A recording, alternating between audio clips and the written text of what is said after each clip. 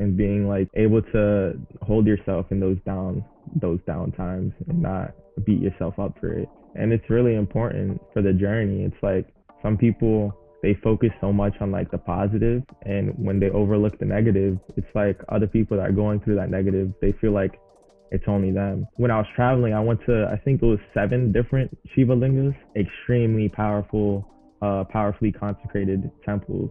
There is where like I decided that I wanted to do something with hemp. I'm directing the creativity. There's things that are going on in the world that like astrology is, it's creating an atmosphere for these things to happen. And it's doing the same thing for our growth, especially since my grandma, she's a pastor, and they see that as like the only way. So when I'm like going sideways and I'm like doing my own thing, they're thinking the devil's leading you and you're kind of going to hell. Especially when they see like how devoted we are to Sadhguru. They're like, this is your God. Like, no, he's not. He's just somebody that has changed our lives in such a dramatic way.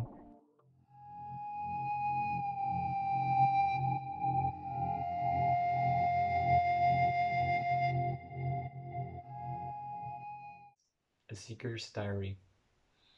In this episode, we have Isaiah from Florida. The two of us met at the Isha Yoga Center. He was also part of Sadhanapada. And I got to know that he traveled to India after Sadhanapada and he got inspired. So he started his own fashion business. And I want to know about creating his own brand. And also, he got involved in a relationship. Moscato. I How's haven't said everything? that in a long time. Oh, really? Yeah, it's been a while.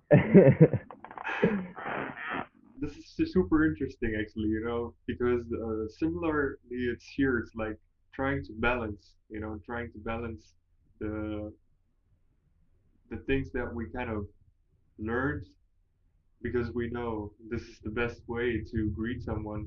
And Yeah, actually, for sure. at the ashram, I'm sure you had the experience when you were greeting someone that there was a connection just by the two of you holding your For hands, sure. right? Really excited to hear about what's happening over there and also your trip around India because I Yeah, had this in my mind and people were telling me you need to go there, you need to go there, and I was like, India is so huge, it is. It's really big. if you could just introduce yourself, Okay. where you're from, where you're tuning in, maybe a little bit about yourself, where you're staying, and then how Mhm. your journey was from just going to school to seeking and becoming like starting to look into meditation and yoga and Mhm. how all of this came into your life. Okay. So my name's Isaiah, and I was living in Orlando when I decided to go to the ashram, and currently I live in Sarasota, which is also in Florida, and I live with my girlfriend. So I moved to Sarasota because of that. She's going to art school over here. She actually painted this right here Oh. of Sadhguru. She's Wow. really, really talented. She's amazing. Um, but when I first got into spirituality, like how I even came into that in the first place, I was actually like really into politics, and I was looking at like the issues of the world, and I was like reading a lot of books, like socioeconomic books and just books that was like expanding my knowledge of like what the problems were in the world, and I was seeing like so many of them. And I feel like that naturally, just being open to like those problems, you start to like wonder like, well, there's so many problems out there, like I'm not perfect, like what's going on in here. And so the first person that I watched that like really introduced me into spirituality was actually Russell Brand. I don't know if you know who that is, but he's Yeah, like he's actually huge. Yeah, he's huge on YouTube yeah. now, and I mean he's helping so many people worldwide. But yeah, he's very political as well, and so a lot of like his ideologies at the time, my ideologies were the same. So he would um host different like people on his podcast, and he would ask like them questions that I would love to ask them, and they were like renowned people that knew what they were talking about in their fields. So like that's what drew me to Russell Brand in the first place. And then he would go off on tangents about spirituality and about like love and life and happiness, and how like we're living this rat race, and we're not really like focusing on ourselves. We're focusing on like everything external, not internal. And so I think he recommended some books. I think the first spiritual book I read was A New Earth, and that like completely German guy, right? Yeah. He's German. Yeah, Eckhart Yeah. Tolle. Yeah, he completely like that book completely changed my perspective on like everything, and I kind of got obsessed after that on spirituality, and I started like watching different YouTube videos, and then I saw on a recommended like I saw a Sadhguru, and I just saw like an Indian guy that looked funny, and I was like, oh, like this is kind of a I think it's something that's put into our head that like somebody that's wise kind of looks like that because of like these movies that we have. So like I didn't even, it wasn't like something that I really like thought of. I was just like, oh, that guy kind of looks like he's wise. And I pressed on his video, and it was like a video that was like an hour long. So it was a, it was a good length. It was like I actually got to know a good amount about his perspective through that Was there video. was there any like prejudice about the way that he looked for you? I don't think there was bad prejudices. I think it was actually good. I think he plays into that whole like wise. I think he does that. He might do that on purpose. He might have that look so that people, when they see him, they're like, oh, this guy, he looks very wise. He looks like somebody that knows something. He looks like somebody that can teach me something. Mm. So that first video, I was hooked after that, and like I watched some of even when I was in the ashram, I was telling people this, and they were like, "Yeah, everybody says this. When you first get into Sadhguru, like you can't stop watching his videos," and it's true. Like I couldn't stop, and I would be at work, and I'd have my headphones in, I'd be just listening to Sadhguru videos while doing my work, and that got me into inner engineering, and I did inner engineering online first, and then I wanted to do it in person, so I did it in person. And right after that, like I had this mind, like I had it in my mind, like I want to go to an ashram. Like I knew about his ashram, but it wasn't even that I wanted to go to his. I just wanted to go to an ashram for like 6 months to a year. I was like, I just want to go. I want to really sit with my stuff and understand myself and understand the world better.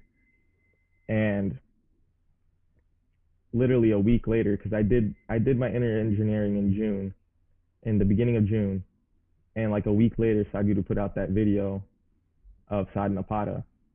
It's so crazy, man. Every single It's person insane. I talked to that was a part of our Sadhanapada batch, Yeah, every single one was like, either they came to the ashram 1 week later, suddenly Sadhanapada program shows up, or someone like a teacher that came to their city tells them you should do Sadhanapada. Like everybody was, it was such a synchronicity there for everybody.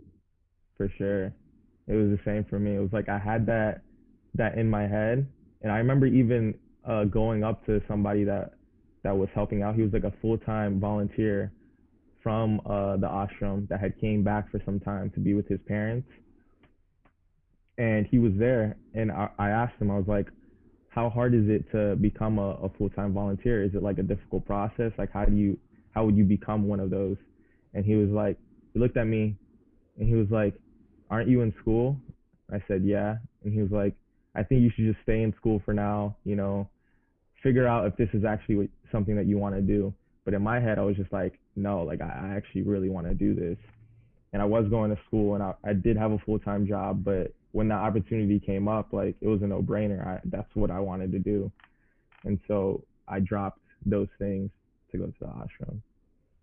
Wow. Yeah.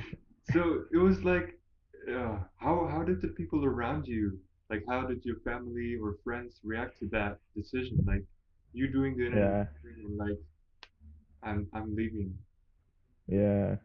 So with most of my family, I wasn't even telling them that I was into this stuff because I feel like this is how it is for most families. With my family, for sure, it was like this as well.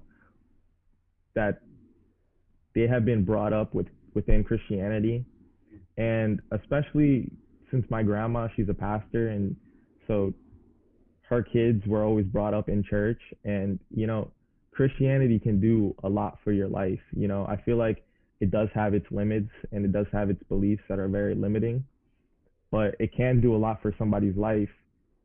And so they see that as like the only way.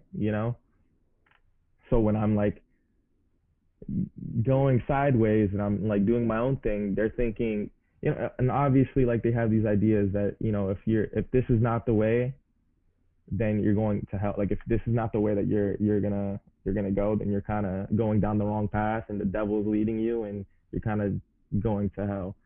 So there was those talks, and there was those like even if it wasn't directly said, it was like insinuated by the way that they were speaking to me. So yeah, it was definitely tough times at first, but they have for sure like learned to accept it, and it's not something that like is a real issue anymore. And we kind of like focus on commonalities for the most part between like what I believe and what they believe. So, but at first, I remember my dad like he was the most angry, and my brother he was like my brother was like, "Aren't you worried of like tigers and lions? Aren't there tigers and lions in India?" I'm like, "Do you think I'm just gonna be out there in like a jungle, fending for myself?" But it's all these ideas in people's heads, and once I went out there and did it, and they like really saw that I was changing, that it was bettering me, they learned to accept it more. Wow. So I would love to Yeah. know what made you be so, even though there was a lot of resistance, you Mhm. still like you were kind of clear about the path. Um, Yeah. was that some inner experience, or was there like, what made you be consistent with this? Mm. I think for a while, like I was searching for some type of truth, Mm, and I felt like Sadhguru, he was making so much sense in the things that he was saying, and even though like I couldn't, it's not like we can fully grasp what he's saying because he's coming from such a perspective that it's like, especially at that point, the more that you grow, the more that you understand on a deeper level what Sadhguru is talking about, and when he's talking about more profound things, when he's talking about life and experiential things. So I think just based off of him making sense and him making analogies and metaphors to things that like were very tangible. I love that like Sadhguru does that. Like he'll he'll make an analogy of our internal world with nature, and that for me, it was like it makes so much sense that like I need to find out if this is actually true, like if this is something that can truly change my life. And then once I started doing the practices, the more I did the practices, the more I was like, okay, I do feel happier. But there was still skepticism when I came to the ashram. Like I was still scoping out like what's wrong with this place, like what is Sadhguru trying to gain. There was still those thoughts in my head, that I learned like after really experiencing things and being there in the ashram, that you know it's just it's good to have skepticism, but it wasn't warranted. mm.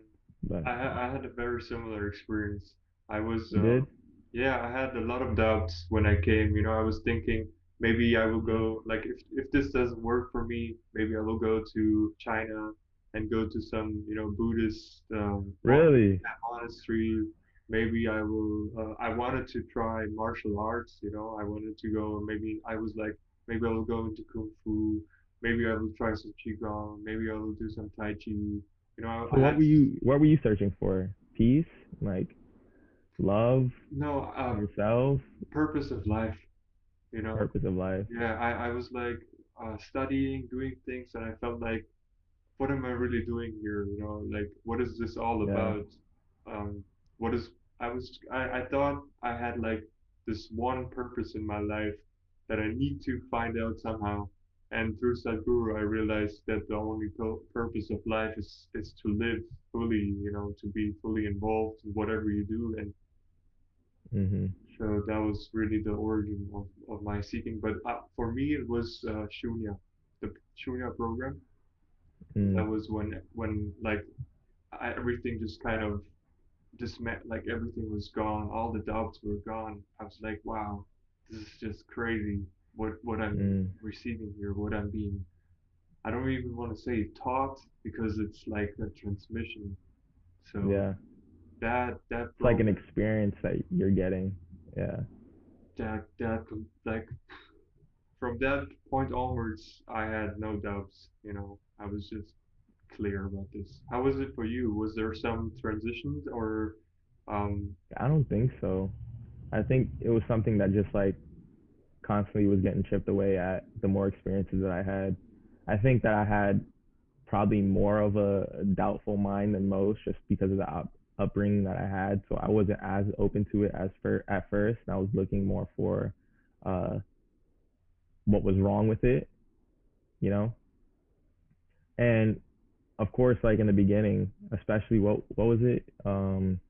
Was it Guru Purnima or yeah, was that when that's we how we started, mhm, right? Guru Purnima. That was like hell for me. That was like torture sitting there yeah. because I could not sit. I could barely sit for Shambhavi. I could barely sit for those 21 minutes. So sitting there for that much amount of time for hours on end, like it was torture. I was like, how am I gonna do? My back was aching, my legs hurt, like everything hurt, Yeah. and it just made me irritable. And the person next to me like could not stop burping. I was like, this is so gross. Like my back hurts. I want to leave. Yes, So I yeah, feel at you. first yeah, yeah. I'm glad that you can relate because I feel like some people they're like, oh my God, Guru Purnami. I was like, no, like that was horror, that was Yeah, hell, that was torture. especially people who were doing some hatha yoga before they came to the ashram. Mhm. They were at a completely different place. Yeah. But for me, I had like the first 3 months, my knees were up in the air. I was Yeah. not at Yeah. all able to sit on the floor comfortably. I thought I would never be able to sit like this, you know. Yeah. So pretty interesting that how you still were even though you had doubts, even though there was resistance, even though your body was saying I'm not ready for this, you still continued through the 7 months. Mhm. Actually, at one point, I was friends with somebody who ended up leaving midway through Sadhanapada, and me and him both in the beginning we were both like on edge about things and how we liked it. I think it was just so much of a different like culture that we weren't used to that I don't know. It was just it was tougher for us than most. Um, and I remember one day after my practices, he came up to me. He was like, "Why don't we just like leave the ashram and travel around India?" And I was like, "Wow, that sounds like really fun." And he ended up deciding not to do it, but I was actually down to do it, which is crazy because if I left, like it's crazy like how things work out because like I am so grateful that I stayed and I'm so grateful that I had that time at the end to travel. And if I had left, like wow, it's amazing that he had decided not to do it. It wasn't even me, and how much of a benefit that was for me in my growth. Hmm. So I'm actually really grateful for that. But Yeah, thank you for sharing. Yeah, I mean, mhm, um, it's not easy to go through 7 months, just going within mhm, and dissolving a lot of.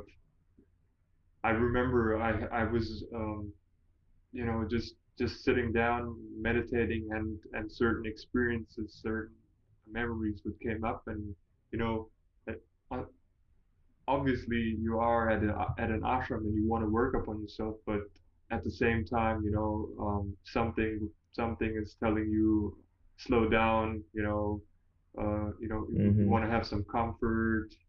7 days of the week, doing yoga every day, volunteering every day. There is no pause, no break. Mhm.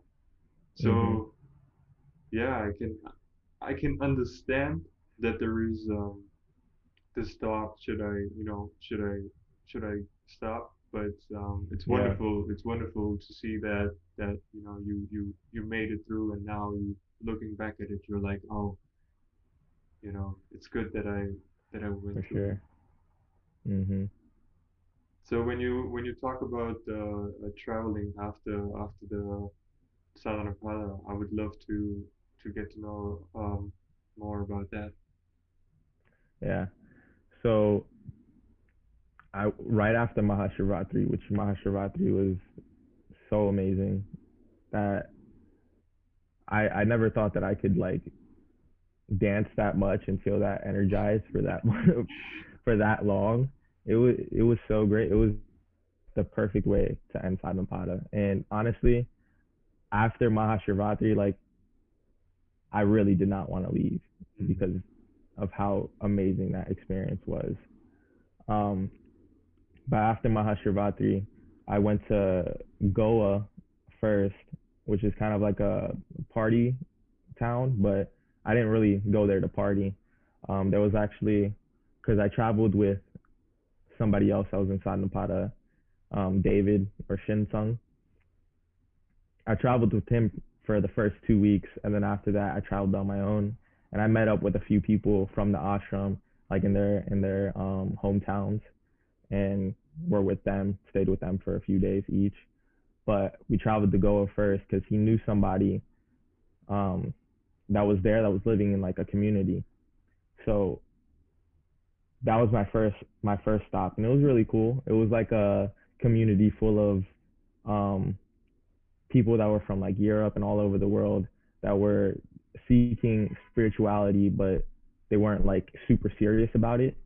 But it was like kind of like hippies, but they were great people. They were amazing people, and love to share their experience, and I love to share mine. So it was a great week that I spent there, especially since Goa is like a beach town. So it was like a huge break from the ashram, just not doing anything and chilling by the beach and soaking in the sun and taking dips in the beach. And then after that, we went to Rishikesh, and Rishikesh is amazing. Like definitely, definitely, definitely, if you travel around India, you go to Rishikesh and you take dips in the Ganges every morning, and that's what we did. And I think once he left, I'm pretty sure it was once he left. I camped by a beach site that was kind of like secluded for 3 days, and that was an amazing experience. That just being alone by myself with like nobody close around me, and just being completely alone with my thoughts and my patterns and trying to understand them and allowing like emotions to come up and working through those emotions. It was that was an amazing 3 days.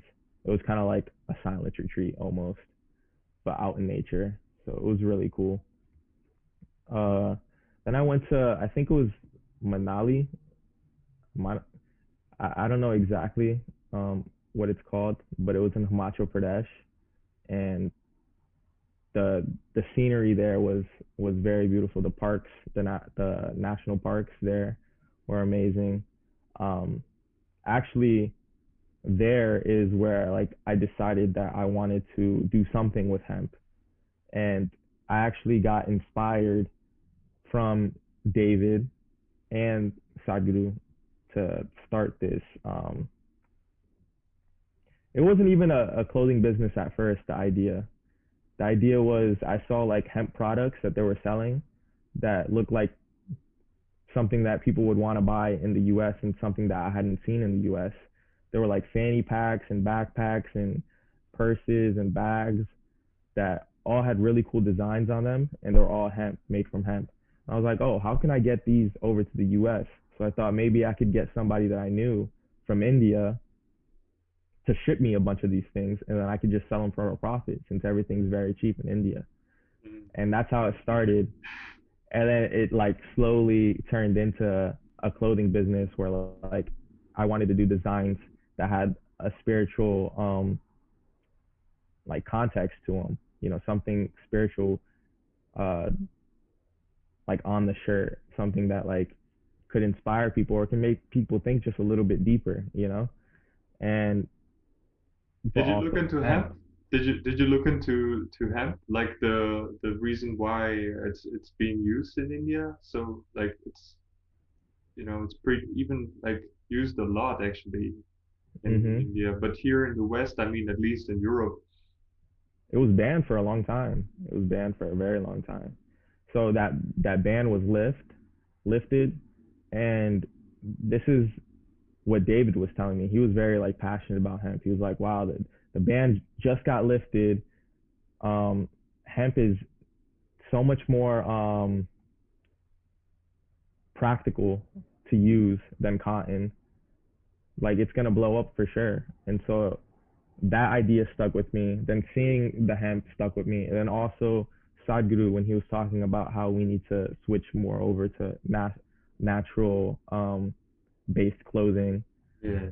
and get off of polyester and get off of that stuff. And Mm. then I started thinking back like, well, when I was a kid, I used to wear polyester all the time, and I would work out in polyester, Yeah. and I I got some acne on my chest Me from too. Me too. polyester. You got acne on your chest for polyester? Yeah, yeah. Yes.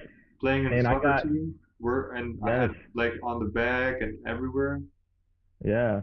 And it actually created like scar tissue. I think that's what it's called, scar tissue, but it's like there's still like little remnants of the acne that was on my chest, even though it's completely gone. There's still remnants of it, and I feel like that came from polyester and from sweating in it.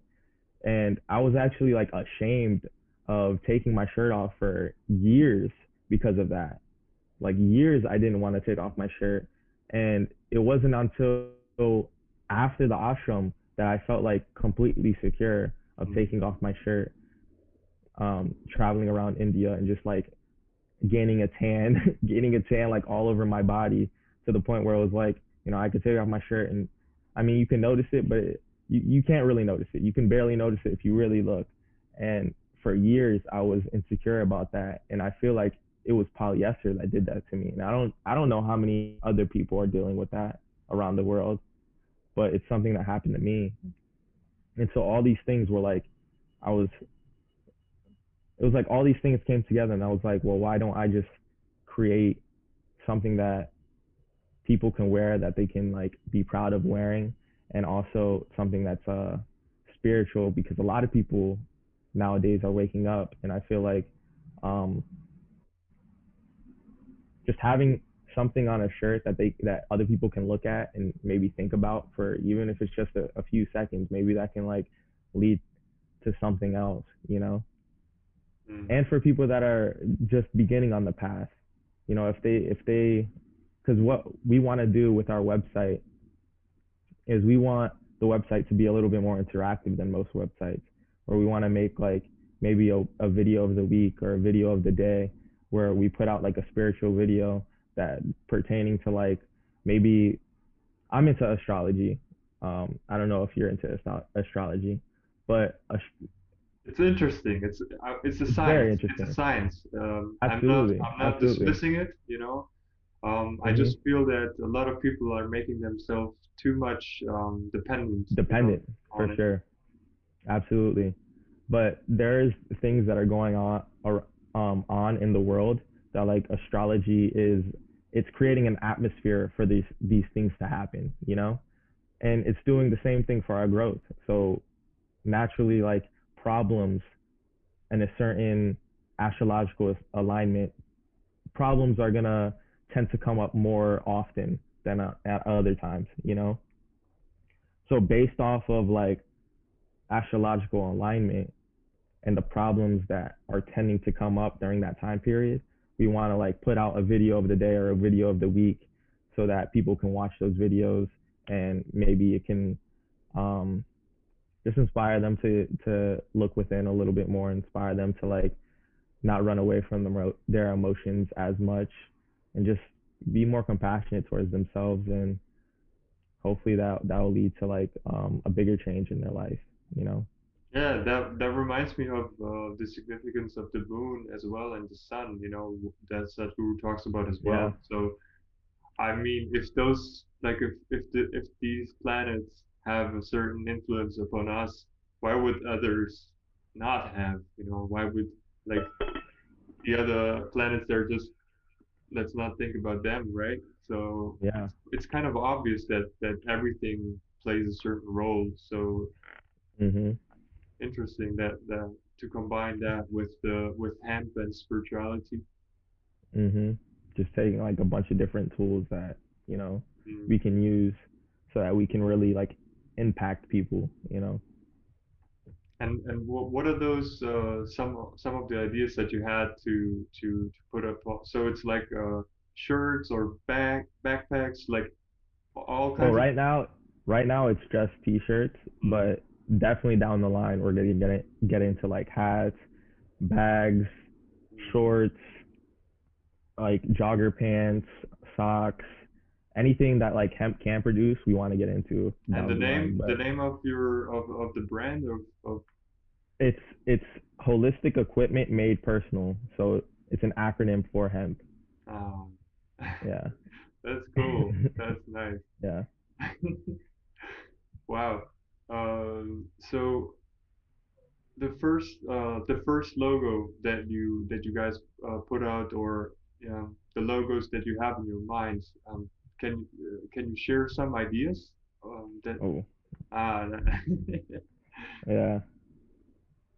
Uh, I don't even know why I came up with this idea. I think at first what I wanted to do was I wanted it to be like um like leaves and twines and like branches kind of like interlocking with each other to like say hemp.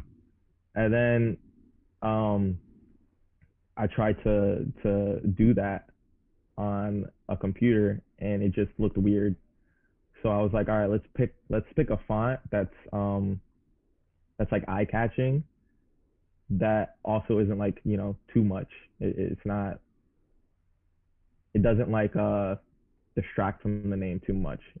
So we did that, and then we wanted it to be green. Obviously, nature. We wanted it to be green, and then the box inside. It just felt a little too empty without something behind it. So we wanted to do something with that as well. But it wasn't like it wasn't something that we spent too much time on. But I think that in the future we'll have like the box. The box will have maybe designs in it. We'll do something with the box. yeah, definitely, maybe some leaves, some flowers, some jungles, some trees, some like Mhm. just kind of in the For background, sure. like a shadow background. That's a good uh, idea. do you notice a difference wearing hemp shirts, wearing 100% organic cotton, wearing polyester? Like, do you, Oh, it feels so much nicer on my body. That's for sure. mm, But beyond that, beyond like the airflow and just like not only does it feel a lot better, but like the air is flowing everywhere. Uh, I'm not sweating as much, but I mean, the difference is the way that the air flows, and the difference is the way that it sits on your body for sure. yeah, coming back, I have to tell you, my I had like only synthetic clothes in my wardrobe, I think, like almost all of them. And so I came Really. back and I was like, I didn't even know. Like I thought I had cotton clothing. And so I would Mhm. wear them, and not like some of them I could, like, I put them on and I was like, this feels weird. I don't want to wear this. Yeah. And so I kind of started to put it like put aside those that I noticed, and it like actually in the end I was so sensitive to is it cotton or is it synthetic that I noticed that even if it was 70-80% cotton and Yeah. Yeah. 20-30% synthetic, I was like, oh, this does not feel well on my skin. So this that was Mhm. a super interesting experience.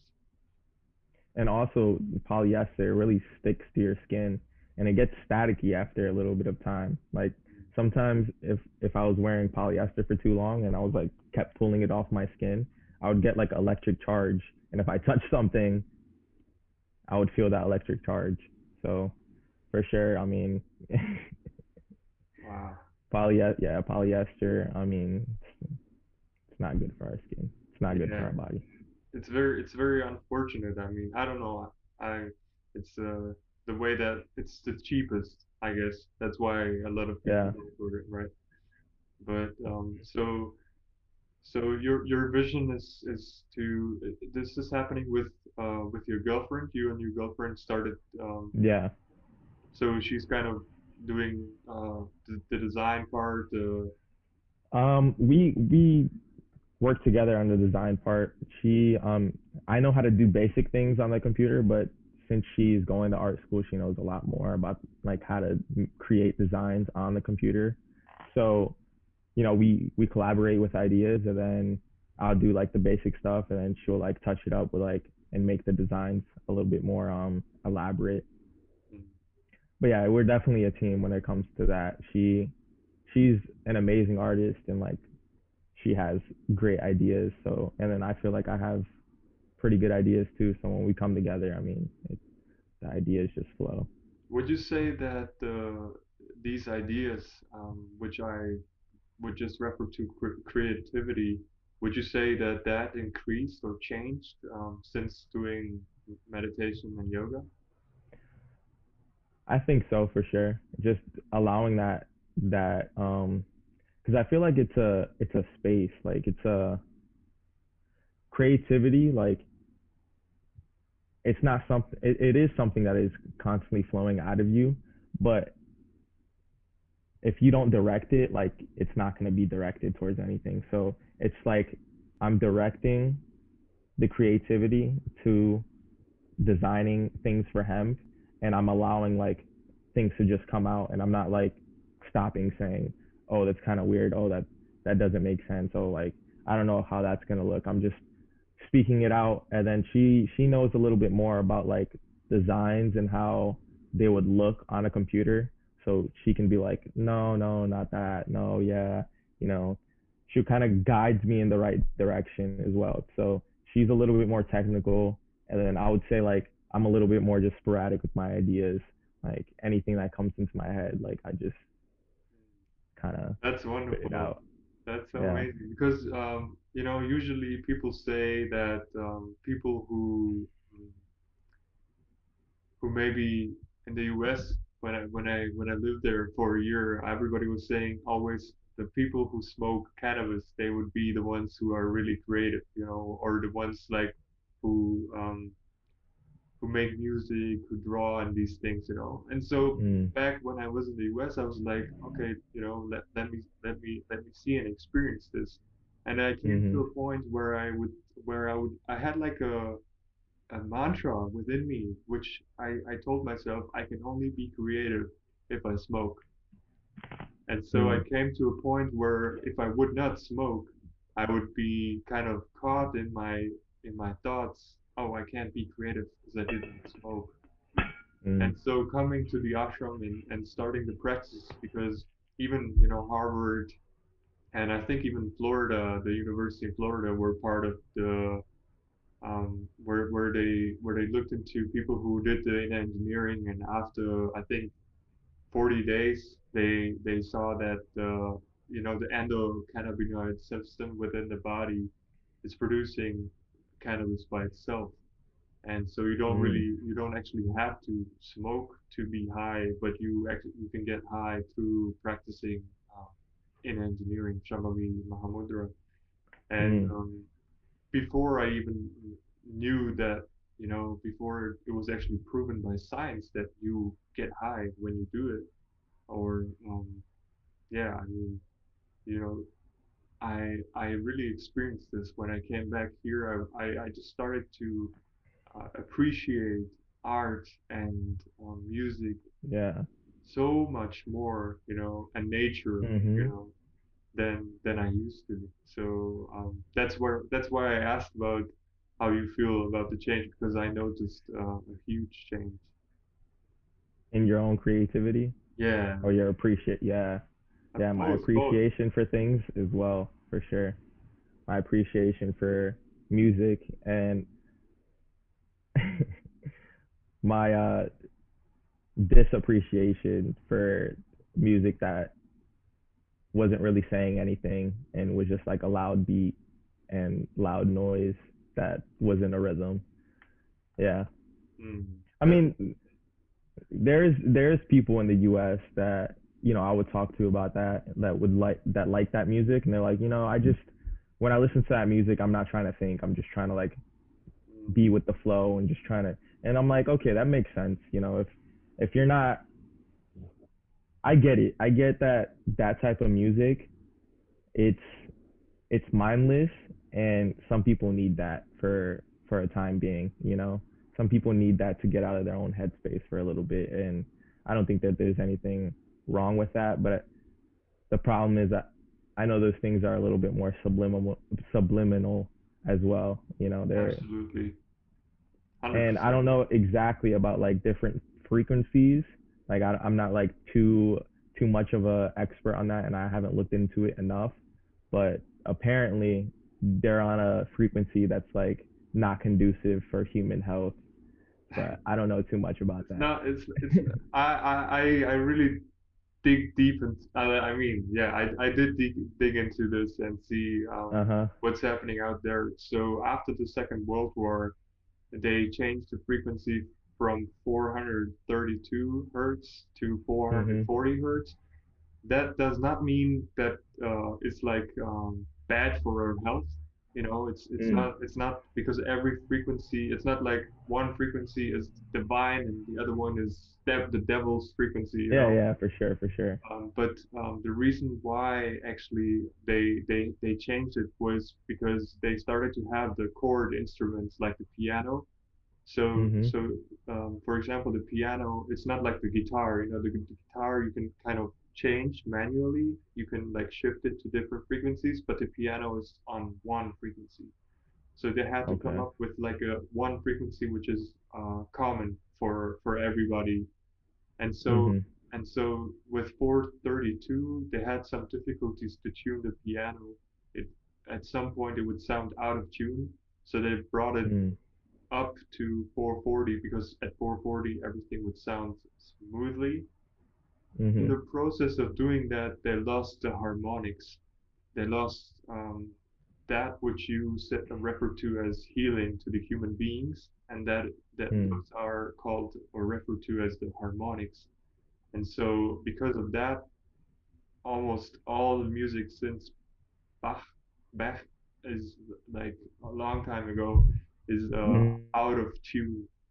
But traditional instruments, specifically like any kind, even if it's from the Middle East or if it's from India, Asia, all of their instruments still tune in that frequency.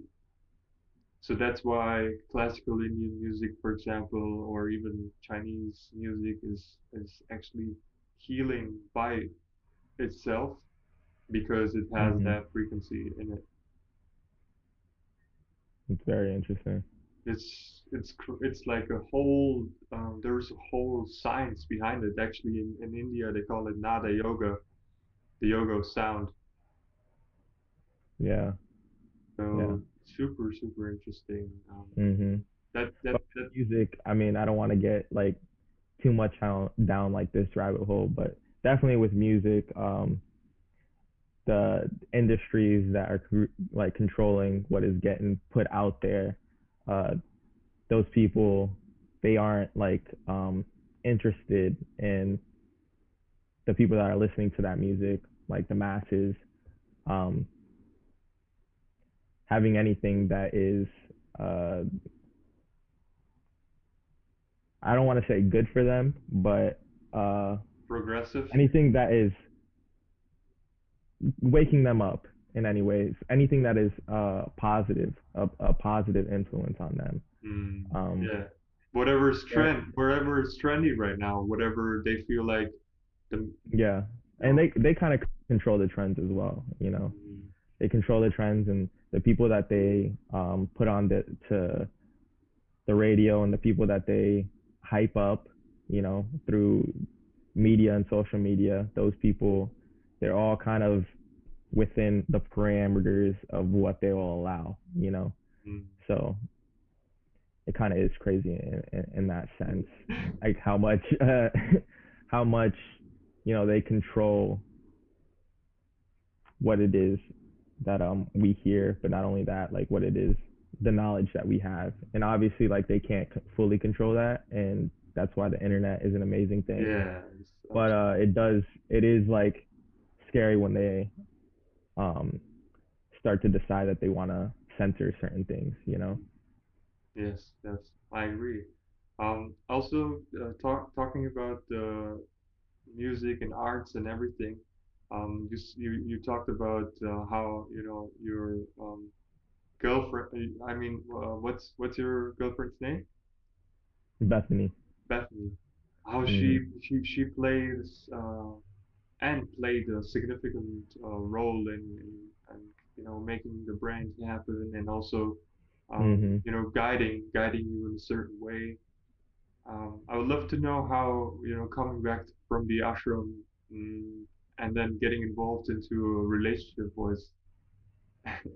So so before the ashram, I was in a relationship for some time, but it wasn't a healthy one. It was something that was really we were just attached to each other. There wasn't like actual love there. Like I thought it was love, but it was really just an attachment to the way that I felt around that person. Um, but I was looking for a relationship um, for a while. Like that was something that I definitely knew that I wanted, but I feel like my mindset was always like I want one, I want one, I want one. Like why can't I have one? And when I came back from the ashram, my mindset had shifted to like I don't need one. It's not a necessity for me to have a relationship. I'm okay just by myself, and like if I meet a girl and you know we like each other or we enjoy each other's company, then I can go towards that route. But it wasn't like I thought, okay, I'm gonna get into a relationship when I get back. And I feel like it was because of that mindset shift from like I want one, like why can't I get one, to like I'm okay by myself, that I was able to find one so quickly. It was like I had it was like that whole mantra that you said. Like I was telling myself a mantra in my head of like, why don't I have one? Why don't I have one? Like I want one. I want one. And it wasn't like I was okay with just being who I was and feeling like that was enough. That's So once I got back, she was somebody that I knew before, but once I got back, I wanted help because I knew she was an artist with starting this whole clothing business. And so when I got back, she started to help me with that. And she just started asking me questions about like how my trip was, and she was very interested. And it wasn't like she was spiritual in nature, but she was very open minded, and she was very like uh inquisitive. Like she was constantly asking questions, and she was open minded to like hearing my answers. And that's all it really takes is an open mind. And she started hearing the truth in what I was saying, and then I actually introduced her to Teal Swan before Sadhguru. Have you heard of Teal Swan? I see the picture in your back, and I was about to ask. That's kind of like some of the Teal things Swan, that yeah. Teal Swan. So it's super So you interesting. listen to Teal Swan. Actually, someone from the ashram recommended the video to me. Was it Emmanuel? Yeah. Emmanuel? Because he put me on Teal Swan as well. Emmanuel is amazing. Oh my God. Emmanuel has helped me grow so much. Oh yeah. Emmanuel, yeah, he's an amazing person. I think you were the person that introduced me to Emmanuel as well. Might be Yeah. yeah, he was in the same office as me. Yeah, he's a Yeah. wonderful guy. Mhm. He helped me grow so much in the ashram, so much. But Teal Swan, I put her onto Teal Swan and like told her, oh, just like watch this video because the things that she just had certain patterns that like I noticed and I was like, oh, this video can help with these patterns. And she was like, wow, like, are you observing me? Like, how can you tell that I have these That's patterns? But it was, amazing. I love that. I love that. Becoming an observer, it's really like yeah. not just sitting down and meditating, but meditating almost all the time. Mhm. So I mean, I've gained so much from Teal Swan, but she has as well, and I feel like her asking me questions and then her looking into Teal Swan herself, and from there getting into other people. Um, she is she is very much aware now, and I wouldn't say that she wasn't like completely she was completely unaware when we first got together, but now she is like definitely at another level of consciousness, and it's amazing because it's like it's not that people's perspective is not valuable when they're not aware, because it is, and you can absolutely take nuggets of wisdom from anyone, even in things that they say that you don't agree with, just considering that, your perception of truth is just a portion of the truth. So, and they have a portion of the truth, and maybe it's not as objective as yours, but still, if you look at it, you could see the truth in it. But having somebody that is more aware, that is right by your side all the time, that can like help you look at the shortfalls and the patterns that you have in yourself, and not like judge you for it, but love you through it, and be compassionate to you towards that, um but nonetheless like call it out and not just bypass it and act like it's not there. I mean, it's so much of a benefit. Like it's amazing. And honestly, this relationship has helped me grow so much, so much. And I don't like that whole idea of like you need to be um by yourself to be like a spiritual person. Like you need to be okay by yourself and like be able to grow by yourself to be a spiritual person, because somebody else in your life can help you grow so much. And I feel like that's what we're meant to do for each other. It's so much easier for me to see the patterns within you than it is to see the patterns within myself, because we have so much ways of coping with our patterns that we're like blinded to a lot of them. We were like, oh no, we're justifying it because of this. Like we're coping this way. We're distracting ourselves from it. We're like turning an eye to it. Maybe we deal with it for like a few seconds and then something catches our attention and we're off of it. And having somebody else there to like really like bring you into it, it's it's so much of a benefit. I actually agree. I can see that. I mean, yeah, every single person that came into my life, even if it's not like a relationship, like a intimate relationship, but every single Yeah. person that I met throughout my journey has made me aware of something. So yeah, I mean, spending so much time with someone and being intimate with them, it's like becoming one, Mhm. which is a Isn't that amazing though? That like yes, after yes. the ashram, you were able to see the benefit in people's perspective that you probably weren't able to before. Like you're able to see like, oh, this person, like before I just thought he was speaking nonsense, but there's actually there's actually wisdom here. Like he's actually giving me something that I should think of, you know? Yeah, yeah. I would definitely say through the ashram and just I feel just my like our perception was enhanced, our awareness was so much like just enhanced that, by watching someone, by listening to someone, you can really find, like you said, that a piece of the truth in everything. So Mhm. it's such a wonderful experience that you had with this relationship. Also, coming together with someone who's not familiar with the practices with Mhm. with all of this, but still, as you said, I love that. Just someone who's open-minded, who's willing to listen to you, and also interested and asking questions.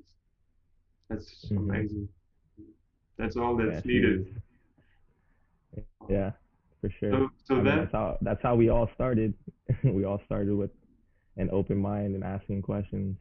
Yes, absolutely. Mhm. So how was that introducing to like moving together and the practices and the painting of Sadhguru happened as well. Like at some point Well, she she was open. yeah, so she knows how much like Sadhguru means to me. So she actually did this for me, but it was also something that she had to do for class. She had to paint somebody like a portrait of them. So she decided to do Sadhguru just to like gift it to me. So I mean, and she's absolutely amazing at painting. Like painting is definitely her strong suit. Can So you show it? yeah, yeah. Is it? I don't know if you can. Yep, there it goes. uh, Yeah, it's amazing. It's actually, oh, I have this. Wow. All right, wait. That's crazy. You have that? You have that picture? Wow, that's awesome. Uh, this was gifted to me. I didn't. That's another story, but yeah, someone gifted me this, and I was like, how am I supposed to put this into my room? This is like, I don't know. At that point, I was like. Mm, when someone comes in my room, like my family members, they would think, oh, what's this? Actually, when I came back from the ashram, my sister came into my room and she was like, oh, and and she was like, oh, what kind of religion is this? Is this some yeah. kind of and I was like, no, it's not a religion. Um, it's It's hard to like convince that to people sometimes though, especially when they see like how devoted we are to Sadhguru. They're like, "This is your God." Like, no, he's not. He's not our God. He's just somebody that has changed our lives in such a dramatic way. He's given us so much life, and it's like to not be completely gracious to him and to not want to have like a painting of him to like remind me mm, of how much he's given me and how much like I do have. It's just it's something to appreciate like how much change uh I have, went through in my life. So for me that's what Sadhguru is to me. And whenever anybody's like, is he your God? Like, no, he's not my God. He's just somebody that's given me so much, and for me to like, it's like somebody that gives you just a gift. You you're gracious towards them. Somebody that's completely changed your life. Most people will give their life for somebody like that. They'll in old times they would people would become servants to people like that. So to not be gracious, it's like it's in it's yeah. yeah. How was it for you though? Came back and your parents saw you a changed man. Well, How was that actually, experience? mm, my parents, which is super interesting, they come from a country which is, I mean, they grew up in Christianity as well. Um, Mhm. so for them, it was somehow, I guess, in their lives, they came to a point where they also started to ask questions and seek. So let's say my Mm. dad, he read Osho at some point, and he's like, Really? yeah, he never got into any practices. He never like was Mm. thinking about going to India and things like that. But he was kind of curious, and he somehow he ended up reading this book, Mm. and so both of my parents were really open, like open-minded. Really, they had no, there was no difficulties. Yes, I mean, certain difficulties were there. Yes, certain questions were Yeah. there. But I came to a point where both of my parents did the inner engineering online in German. So they recently published the, Wow, that's awesome. yeah, That's awesome. it's amazing. They're not like doing practices on a daily basis. Unfortunately, I would love for them to do at least Mhm. 12 minutes of Isha Kriya. It's super powerful. I even did it at the Mhm. ashram. It's like such an amazing practice, so simple but so potent. And actually, Mhm. I just heard a podcast where someone was talking about. Have you heard of Wayne Dyer? Yeah, actually he was somebody that like in the beginning of my spiritual journey, he was somebody that I was watching to a lot. I was watching a lot of his videos and I was reading a lot of his books. So yeah, Wayne Dyer was somebody that So definitely helped Wayne me out a Dyer lot. has a meditation Mm. to manifest things into your life, and he uses the root sound ah. So this meditation contains like chanting the sound ah, and Mm. Isha Kriya contains the same. And Yeah. and so I hear this and I'm like, oh, interesting. That we have different masters from different backgrounds because Wayne Dyer is someone rooted in Christianity. He's Yeah. Yeah. explaining the Bible in a spiritual way. So Mhm. so somehow I guess my parents, they were kind of more open to this. Just my sister had a lot of resistance, but recently, not like maybe 3 weeks ago, she asked me how to meditate. That's So awesome. That's amazing. slowly, I guess people are just seeing that you're consistent with something, and at some point, you know, they just get curious about it. I never Mhm. tried to convince anybody. Yeah. I just did my thing, and I was like, I I don't know. On one point, I felt like um, I Do wanted you feel them. like do you feel like you're a very different person than you were before you came to the ashram, or do you feel like you're kind of similar, completely very different? completely different, man. I was like, oof, I was someone. I was bullying people. I was hurting people emotionally and physically. I was um, I was someone who would throw trash out of the car. I did not care about nature at all before Yeah, I me started too. to watch Sadhguru videos. Really, that was like a shift. I was emotionally just like I drowned myself. I didn't want to deal with any kind of emotions. I threw myself Mm. into all kinds of relationships and short-term relationships. Just to not have to deal with my emotions. Um, I was just complete. I don't know, just like distracted all the time. Yeah. Yeah. So big change. Yes, transformation, not just change. It's I can't go back. It's like Yeah. something is completely different. So And you very were very always somebody that was like very on your practices every single day. I'm gonna do every single one of the practices. I remember that from the ashram. Some other yeah. people, like for me, most days I did all my practices, but definitely I had days where I would skip out on some practices or I would be a little lazy and I would stay in bed a little bit too long. But yeah, for sure, like you, I always saw you like very strict on your practices, very every single day. Got up early, did your practices. Do you feel Yeah. like it's the do you feel like it's the same way now, or because I know for me, I mean, I got off like almost every single one of my practices except for Shambhavi, and for some time like it was difficult for me to like keep doing that because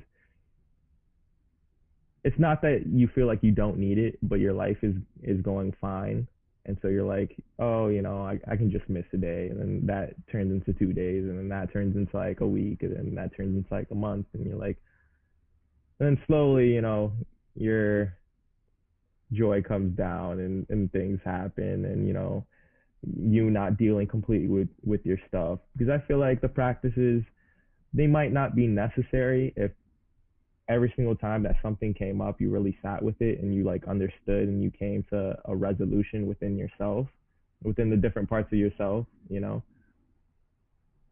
probably the practices aren't necessary because you're dealing with your trauma, you're dealing with your karma. But if you're somebody that like doesn't always completely deal with it, then like slowly, you're gonna start to fall into patterns, and slowly you're gonna start to decrease in joy and things like that. But that's what was happening to me. So I recently, because it was recently that I fell out of my practices, and recently I just got back into them. So, and I'm seeing the difference for sure. Mm. Yeah, well, there are four paths to yoga, right? So, other than the practice that we do, if you are really involved in your activity, that can be Mhm. your that can be your practice, right? That can be your Yeah. sadhana. You can do you can chant, the whole day. You can just chant, keep the chant on, keep it going, and therefore your thoughts come down. Your Mhm. or yeah, you just focus on the chant, and the chant itself is consecrated like Brahmananda Swarupa. Mhm. So there are different ways. I know someone who has been initiated into Shambhavi. He's not making use of it on a regular basis, but he's like Mhm. he's truly devoted to the planet, to humanity, to every single human being.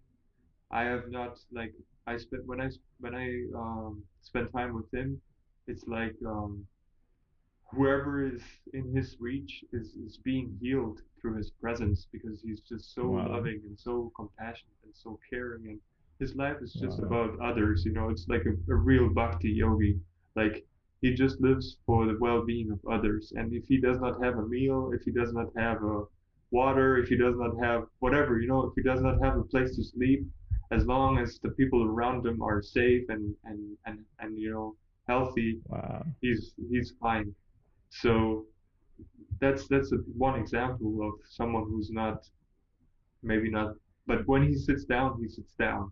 Like, he Mhm. closes his eyes and he's gone.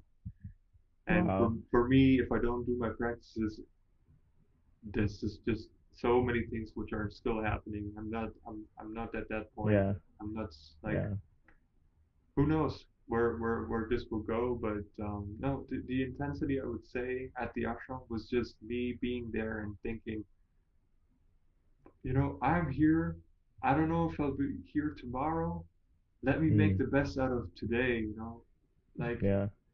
I and I'm in this place. I don't know if even after the 7 months, if I will be here, if I will ever come back here, if I really want to make the most out of my time here. And Mhm. so that's how I kind of started every single day. Like, I really want to make the most out of my time here, and I should, just like you said, That commitment.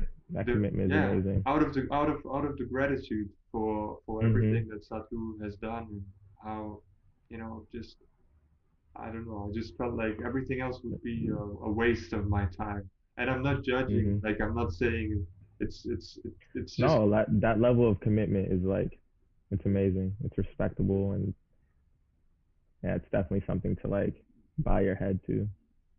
And I would say there are, again, coming back to Germany, it's not like consistently the same. No, absolutely. When I came back, I was just too intense, too much, too many practices. I was just like, I was doing my practices, and I was not able to cope with society. I was like, I was kind of building up the spiritual ego. I am doing my Yeah. practices, and I don't know. Everybody else is just doing nonsense and you know Yeah, they're you wasting start to feel time. like, for sure, I got into I get into that type of thinking as well for some time. Just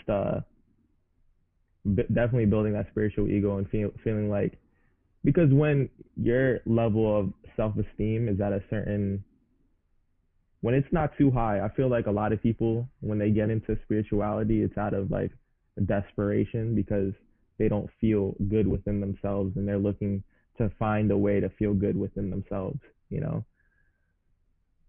And when you don't have like something that you feel like makes you unique or special, and you see like out there in other people that there's something that makes you unique or special, and you get into spirituality and you start to expand your consciousness and you start to like have deeper conversations, you start to understand things a little bit deeper, then when you have conversations with other people, like you become that person and you kind of take on that identity and you become like that spiritual ego, like, yeah, I am spiritual, like everything is spiritual, you know, like it's not just me, it's everything, like even this chair is spiritual, you know, it has something that's subtler than just physical within it.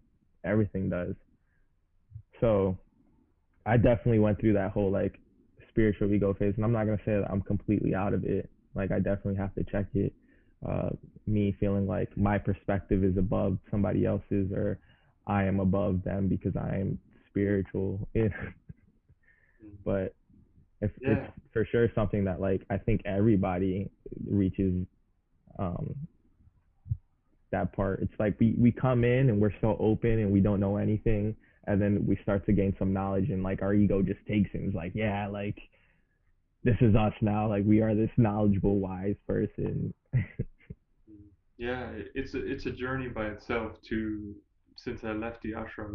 Like the ashram was a wonderful, wonderful time, but I have to say also coming out of the ashram and being here with people, immense amount of growth that's happening. Just being involved. Yes, yes. It So almost feels like it almost feels like it's if you put it like an incline, like it's just it keeps getting higher, faster, you know, like my level of growth in the beginning, even being in the ashram, like because um I was so distracted within my own head with certain things and within my own patterns, like I wasn't able to really like soak in everything the ashram was like giving out, you know. And the longer that I was there, the more I was able to do that, and the faster I was able to grow, and the more I was able to get out of it. that's why And seven even months. That's why 7 months. for Like sure, like for one sure. week, 1 month. It took me 3 months to be able to sit comfortably on the floor. It's like Mhm. it's like that's why I'm always telling people you ought to do. You ought to take 7 months off. Really, it's like Mhm. transformational. I think it took me longer than that, to be honest. I feel like I didn't have that real like breakthrough moment until after I left the ashram. Like there was moments, of course, in the ashram where I felt like completely blissed out. I felt like very joyful, especially when we were dancing, like just truly ecstatic. And sometimes sitting in Dhyanalinga, you have those days. But it wasn't until I left the ashram and started traveling and I was on my own, and there was like this level of maturity that was growing and this level of like self-reliance Mm. that helped me grow so much. And actually, when I was traveling, I went to, I think it was 7 different Shiva lingas. I don't know if you know about the Shiva lingas, but they're all like extremely powerful, powerfully consecrated temples. And if you are to travel around India, you should definitely visit some Shiva lingas. But the one that like really, the first one that like really had a breakthrough for me was I went to Varanasi, which is like the holy city of India. Like, uh, everybody talks about Varanasi when they talk about India for the most part. And I went there, and that place, like, you can tell there's something deeper there, but it's so chaotic, you know. I mean, most cities in India are very chaotic, but Varanasi, like, just because there's a lot of tourists, and they know that tourists are going to come to Varanasi because of the history of Varanasi. Like it's so chaotic. But just being able to like sit in that temple and feel that space and then go back to my hotel and like just sit there and I heard, I don't know if it was Sadhu that said this, but that Varanasi, like, it will change your life. And it did. Going to Varanasi changed my life. It was the first breakthrough that I really had where I felt like I forgot what it was that I was thinking that, like, it led me to feel like, wow, like, so gracious towards the universe, so gracious towards God, like, whatever you want to call it, to the all encompassing, like, energy source, just so grateful that I was able to be put in this position to like experience what I have experienced in India, and just feeling like it was the first moment of like complete surrender that I feel like I've ever had, where I was like thank you God, like you are amazing, thank you universe, like I just felt like the warmth of the like it was insane. It was the first like real solid breakthrough. And after that, like my perspective was definitely changed forever. And some moments here or there happen that are like that like deepen um my my consciousness, my awareness, my perspective, my like love for life, my gratefulness.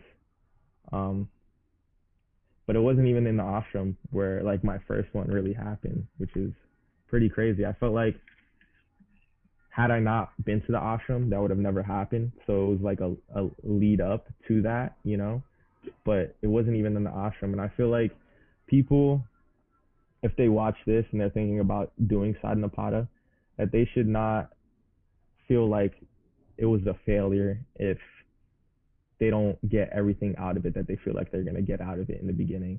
Because you're going to get something out of it, and that something is going to be extremely beneficial.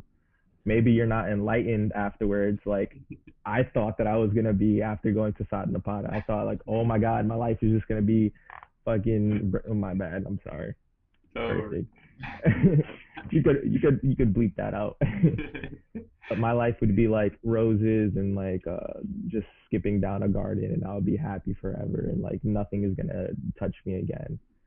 Like no, you gain uh the ability to deal with those emotions a lot better. And Balance. Above yeah, all, balance, man. Like balance. You the gain so much balance. foundation, right? Like Mhm. even if you don't um have some of fanciful, crazy experience, we're not here we're not hunting for experience, right? We're doing this to prepare ourselves. And that's what I feel Sadhguru and Isha Foundation focuses on, to really, Yes. you know, Yes. build this the spaces, the foundation to enhance your perception, to enhance your awareness, and then for you to go actually wherever you go, for you to be able to grasp, to feel the space, Mhm. to feel the people, to feel It like could be. Yeah.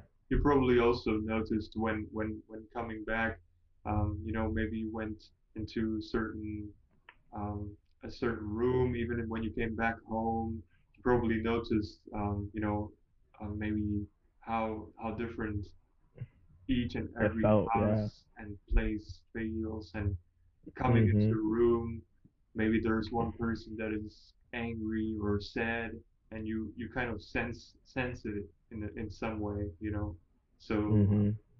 yeah, I love what you said. It's go without any kind of expectation to. Mhm. For sure. And to not uh be disappointed when that expectation is not met, because most likely, I mean, I don't think that life is meant to just be ups, because if you're just up, you're not learning anything about yourself. You're not growing in any way. I feel like that's who knows like what it is that we came down here to like do or to learn, but for sure we're here to expand. We're here to know more about not only ourselves but about like everything. We're meant to expand in so many different ways. Like it's like a million hands just like reaching out. Yeah, failure is very important actually. I Mhm. feel even when you listen to people who are very successful, they always say, if you want to be successful, first things first, you need to act, and that means you will also have to fail. Mhm. But failure should not be something which should stop you from trying, because only if you try you can actually figure out. So I feel that that was a big lesson for me as well, to accept failure, to accept that maybe someone is more intense, maybe someone is doing more practices, maybe someone is Yes. able to sit longer, more comfortable. Yeah. But Maybe they seem more joyful, like they're able to handle different situations better than we're able to handle it, and to not like judge yourself for that, because I feel like that's what I was doing in the ashram a lot. It's just seeing other people and seeing them like sit for hours and they come out of it and they're so joyful and they're so happy, and like I can't sit for that long and be completely focused.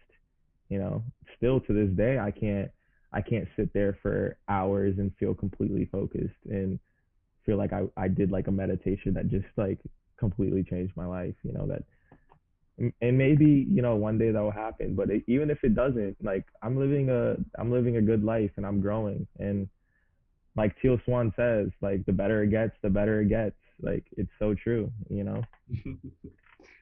yeah, yeah, I agree with you. It's a continuous process. We have not Mhm. reached, and it's also not about reaching. It's about the process. It's about the Yeah, journey. for sure. For sure. So It's about, yeah. Now go ahead. I just wanted to touch upon your experience of traveling through India because also now you said you moved due to your girlfriend, and so Mhm. having lived in so many places, how do you find the balance of feeling home everywhere while exploring the world? Hmm. Well, that's a good question. Hmm. I don't know. Uh, I feel like wherever I do settle in at, as long as I'm comfortable with the people that are around me, then it feels like home. Uh, but that adventure like never leaves for sure. That adventure, that wanting to explore places that I haven't explored, and maybe that's even like within myself, like wanting to um feel things that I haven't felt before. Uh, that that part of us like definitely never dies. That's the expanding part of us that wants to like keep reaching out for more and more and more and more. Um, and that's definitely a part of us, and I don't feel like there's anything wrong with that, with wanting to like be active in the world. Yeah. But yeah, I feel like just if I'm around good people, if I'm around people that like I feel comfortable with, that um I don't feel like super insecure around because of different reasons, and I know that you know insecurity it's within me. Insecurity is definitely within me, but for sure certain people ease it easier than others do. So Mhm. as long as I feel comfortable with the people that I'm around, then I feel like I'm at home. And actually, we want to, me and my girlfriend, we want to travel around Central and South America, and we want to do this for a year, and we just want to like explore, but we want to find a place that, like a destination that in the future we can start a community in, like an Mm. intentional community, a community that like lives off the land, gives back to the, almost like Isha, except Isha is so focused on your sadhana. Isha is so focused on um, internal growth, and it's what it's meant to be. And I feel like some people don't always take it like that. Is it's meant to be like for you and you alone. Like you're supposed to go there. You're supposed to just focus on yourself. You're not really supposed to like Make friendships. interact at, yeah, make friends, there we go. And it happens anyways, of course. Like, you're gonna make friends while you're there. You're gonna end up talking, and you're gonna the community feel is gonna be there, of course, because you're with a bunch of different people that have similar mindsets to you. You're gonna start to build a bond with them. Mm. But this community, we want to have people with similar mindsets that want to like create something in the world to make the world a better place, and just live like a more holistic type of lifestyle, and create an impact by doing that, and hopefully inspire other communities to, and hopefully maybe we make other communities in different destinations, in different areas of the world. But just to inspire that is enough, you know, inspire that type of lifestyle. Because I feel like the big issue with the way that people are living right now is we're not connected with each other. We are so disconnected from each other. And it's not like we're connected with ourselves, we're disconnected from ourselves as well. And I feel like if we were more connected to each other, then I think that we would be a little bit more open to other people's perspectives, because it's something that we would have had our whole lives. And if we were open to more perspectives, I feel like naturally we would have been inclined to be spiritual, because somebody with a more spiritual perspective would have came about in your life, and you would have seen the value in that perspective. But now, like, not everybody sees the value, and I feel like it's because people think that they know the way, they know the right way. And yeah. That's wonderful. No, it's a wonderful, I mean, a community which grows together, and more focused upon the community rather than at Isha, it's just fully the spiritual process, like Mhm. fully on. So we all have a different background. We all have a different approach. It's not Absolutely. like Yeah. you said. It's not just there's not just one way. Mhm. We can maybe still make use of the techniques like the yogic science. We can still make use of it. Absolutely. Yeah. But I see that you can kind of integrate it into a community and kind of support people where they are right now. Mhm. So it's like that the ashram is absolutely needed, especially right now, when, because the ashram, what it's doing is like it's taking people from all over the world, it's giving them a deeper uh, a deeper level of like love for themselves. It's giving them that, and it's giving them a broader perspective, and it's allowing them to fulfill whatever they want to fulfill with a lot more energy and purpose and like inspiration behind it. Like, people that come out of Isha, we're probably all going to be very successful people, because we're more in touch with ourselves, and I feel like we can draw inspiration a little bit easier, and we know what we want to do a little bit more. Mm, Um, yes. and I think it's amazing for us to go out and to change whatever area that we are in, to like change the surrounding area.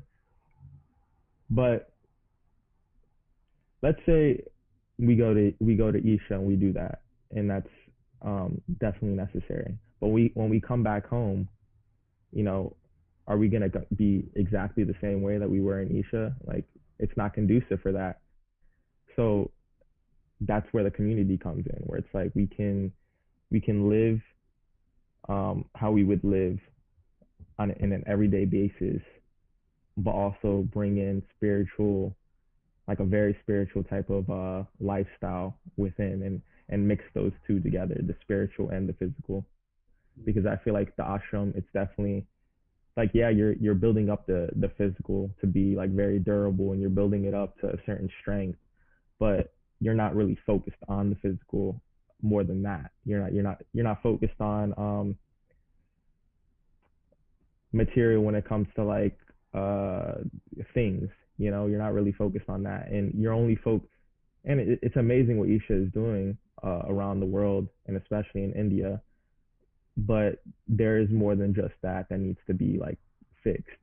We should go out and we should help the areas that we grew up in. We should make a huge impact in those areas as well. And I feel like that's kind of what Sadhanapada is. And that's something that like really drew me in the first place when Sadhguru was talking about how you're gonna come here, you're gonna gain a level of clarity that you don't have now. You're gonna gain a deeper perspective, and you're gonna go out there and you're gonna be able to fulfill your purpose with a level of intensity that you wouldn't have been able to before. Mm. Yes, absolutely, absolutely, Mhm. very true. It's not like everybody needs to be at the ashram, stay at the ashram, and be a monk, become a brahmachari. Mhm. There's definitely ways to incorporate this in our everyday life, and definitely this is needed. The world needs yoga. The world needs yogis. So Truly. making yoga street, making it something mainstream, and that we can only do if we are out, right? Like, I mean, we can do certain things through the internet, but Mhm. I feel like I love that. So that's why you feel drawn to go to South America, Central America, because that's kind of Yeah. the roots. I wouldn't say that it's the roots. It is, but that's not what like draws me. I think it probably is going to be hard to do what I want to do in America just because of like uh the external forces that be.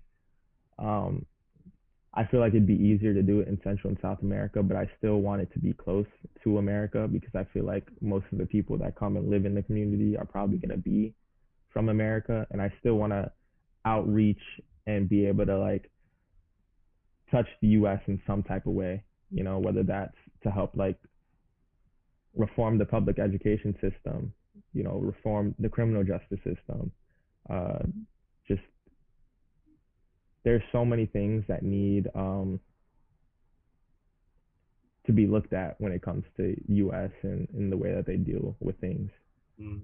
Uh, and now more than ever, because things now are being talked about that weren't being talked about before. And I feel like, and Sadhguru said this too, when somebody asked him, um, the division that's on the planet, it's higher than it's ever been before. And he was like, no, it's really not. It's just it came to the surface, and so people are talking about these things, and now their true stance is being shown, and the opposite stance is being shown as well, and they're fighting with each other.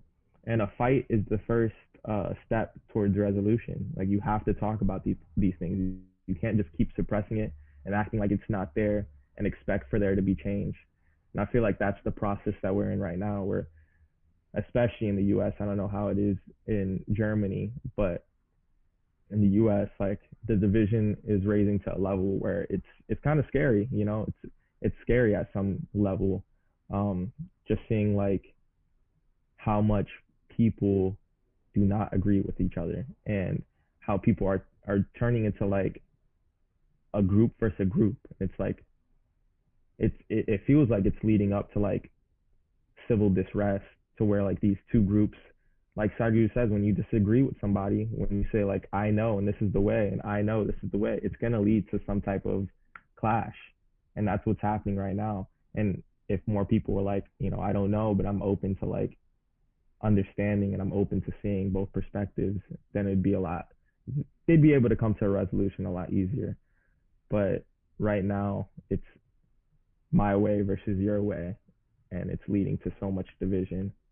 But I do feel like that's the first step towards change, to an actual resolution that like benefits everything, not just like humans, but animals, nature, everything. It's gonna benefit us in a amazing way, for sure.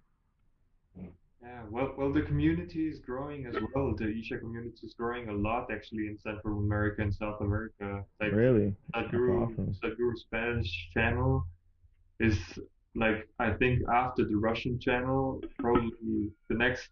It's blowing up. Yeah, it's really blown up. It's crazy. Like when you first followed Sadhguru on YouTube, how many subscribers did he have? On YouTube, on like the English channel. Yeah. Oh, How know, many man. subscribers? I don't know. I have no idea. Do you? Probably. I, when I first followed, he had 1 million, and he's at 6 million now. Like, he is blowing up. Yes, yes, It's definitely. amazing. Yeah, yeah. I see. Yeah, it's even on Instagram. He recently like gained like a million subscribers, followers by I don't know, not even a year, maybe half a year or so. You know, it was like crazy with this Ride with Sadhguru tour and everything. Mhm. It was pretty crazy what's happening right now with all the celebrities and actors and everybody joining it. Yeah. You know, it's like things are really happening right now. Yes. It's amazing. It's like it's so great to see. Yeah, But yeah, yeah, he's talking to like people that actually have influence in the U.S. Like, cause I was in the what's it called? The basically I was taking his talks and translating them into English, or not translating, just putting them into English. So I was listening to his talks and putting them into English when I was in the ashram.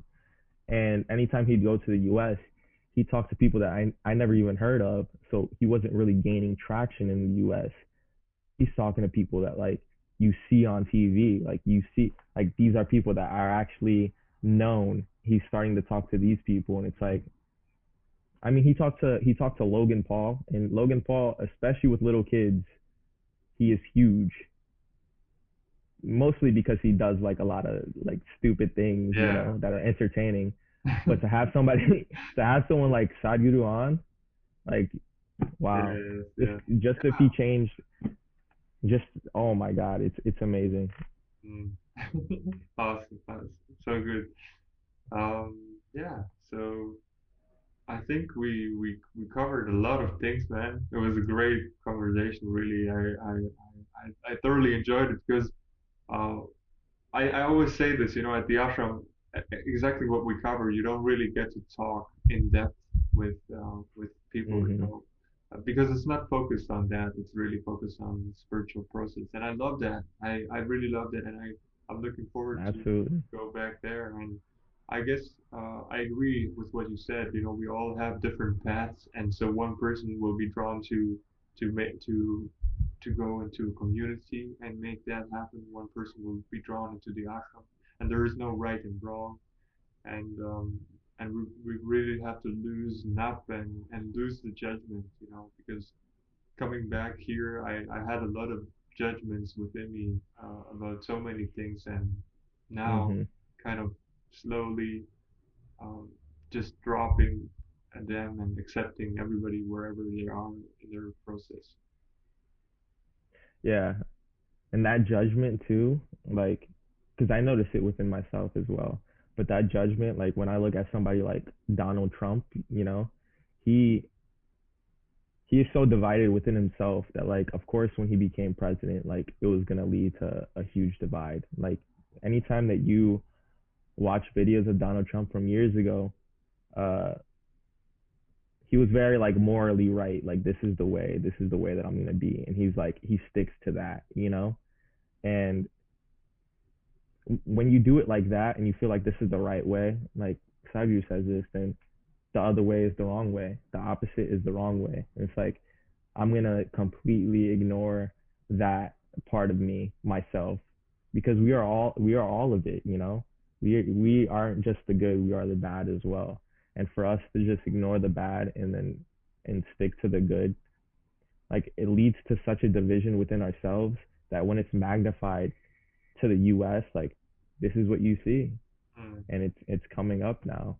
mm, And that's definitely what it is for me as well. Like, I need to be able to see the judgment within myself, the way that I judge myself. mm. And when I'm able to see the way that I judge myself, it's so much easier to see the ways that I'm judging other people. And it's the same thing with anything. Whenever it's so easy for me to see like uncomfortability in other people and anxiety in other people, because I see the anxiety and the uncomfortability within myself. So like, sometimes, if I do this or I touch my hands, it's because I'm anxious. And whenever I see somebody else that like has little ticks about themselves, Like I can tell like it's because they're a little anxious right now and I need to make them feel a little bit more comfortable. And so it's like doing that is like the opposite of like judging ourselves, because if I just judged that person, was like, oh, they're weird, like I'm making them wrong and I'm like pushing them a little bit more away, and I'm probably encouraging those anxious tendencies, because they, even if they don't feel it on a, or they sense it on a uh physical level, they definitely sense it a little bit more subconscious. Like it's definitely, that energy is definitely reaching them in some way, you know? And so it's like just being open with ourselves and compassionate with ourselves and less judgmental with ourselves. Like it leads to like such deeper bonds and connecting and connections with other people, because we don't judge them as much. Like we are, and they can feel that even if we're not like, oh, like just having that feeling of compassion, like they can definitely feel that, and that allows them to drop their guard a little bit more. And it's something like when I first came onto this podcast, like at first, I felt a little anxious, but the more that you like felt comfortable, the easier it was for me to feel comfortable. It's like we help each other in that way. Yeah, it's a mirror. It's just a Mhm. reflection of your state of being. Yeah. Awesome. So I would love to have just a short your travel in India in one word. Travel what? I'm sorry. Like Your time in I India. forgot. You're traveling in India in one word. Traveling or in the ashram? No, traveling. Traveling. Um, Traveling in one word. Mm, The experience of traveling. Self-reliance. It Sure. gave me like so much more confidence in myself. And then So Sadhanapada in one word. Sadhanapada in one word. Um, Foundation Mm. or balance. Like it definitely set that foundation for the rest of my life. Yeah, absolutely yes. Mhm. Absolutely yes. Love it. Thank you so much for coming, taking the time and sharing your Thank you. experience. Thank you for Really, having me. yeah, it's like this is just unfolding in so many ways. So many people who are just willing to share their own experience and just allow also for us, for the two of us to kind of reflect and see where we are right now and what we've been through and acknowledge Mhm. and love ourselves, love the journey that we're going through. And it's really important for that, for the journey. It's like some people um they focus so much on like the positive, and when they overlook the negative, it's like other people that are going through that negative, they feel like it's only them. And to Mm, have somebody that's like I'm not perfect, I'm still not at a level that I feel like I can be in the future. The better it gets, the better it gets. Right now I'm at a level that, of course I enjoy my life, but it can still get better, and it's still going to get better. And I have those days where I feel like some days I feel negative and I feel very compassionate towards myself, and other days I feel negative and I beat myself up for it. Like this is not how a spiritual person is supposed to be right now. yeah. Yes. Work, But for sure. just seeing how So, to improve every day, mhm, being willing to work upon yourself.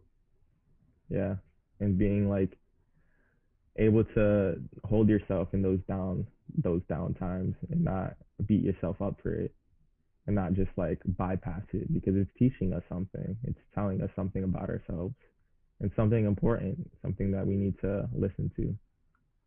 That's where I feel the partner kicks in, a life partner. Absolutely. Yeah, absolutely. Awesome. Is there anything else that you would like to share with the listeners, with anybody who's on here, or any final words, anything that you? Well, I thank you because you're giving me this space to like share And it's not just for your benefit, it's also for mine, because just releasing all of this stuff and getting it out there, like it releases like a weight off of me, some things that I just want to say to people that sometimes I don't feel completely comfortable with, um but I feel comfortable enough to share it with you, and to have that space and put it out there into like onto YouTube and have other people see it. It's like if all the people that were gonna see this YouTube video were in front of me right now, I would probably be like, like I wouldn't be able to speak like this. But you allowing me to like feel comfortable and to share, uh, and now whoever's gonna listen to this, whatever benefit they get out of it, and the benefit that I got out of it, it's amazing. So I really thank you for that. Awesome. I love this. I really enjoyed this. I feel again you're another person that who's when you talk, I really feel like you're talking from your heart. Like very compassionate way of being. Um, like maybe because of the partner that you got into your life, but I feel like you have a very balance between the masculine and feminine. The way that you communicate, the way that you talk. I feel there's logic and clarity, but there's also emotions and compassion. So I feel Mm, there's like a balance there, and I'm sure whoever listens to this will sense that, even if it's well, because I don't go into this like, oh, thousands and hundreds of thousands of people will watch this. Even if one yeah, watches this and feels inspired to go and travel India, go and do Sadhanapada, do just any basic simple or meditation start a practice. community, start a community. Start a community, Yeah. do your own farming, grow your own vegetables, Mhm. enjoy Absolutely, nature, spend time in nature. So many ways of doing it. Just involving yourself in life. So for sure. thank you. Well, I appreciate the kind words. I really do. Thank you. Feel free to subscribe, like, and share, comment, and we will be very happy to have you join on more. Namaskar.